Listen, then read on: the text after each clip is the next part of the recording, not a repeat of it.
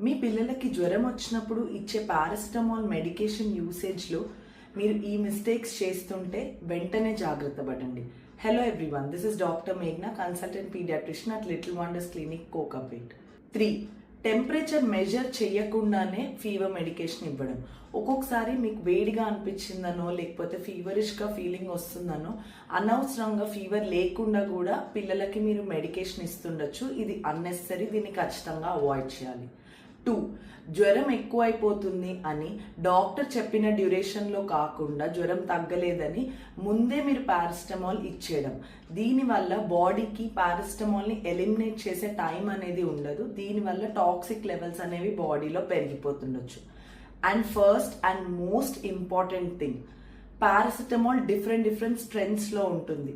250 strength syrup, 5 ml 250 strength, 5 ml 120 strength, paracetamol drops 1 ml 100 mg and paracetamol syrup 5 ml 500 mg.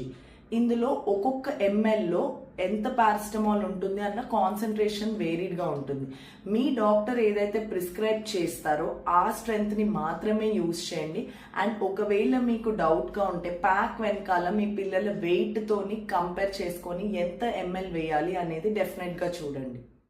ఈ టిప్స్ని ఈ fever సీజన్లో follow చేయండి. And paracetamol వేసేటప్పుడు మీ పిల్లలతో డోసేజ్లో జాగ్రత్త పడండి.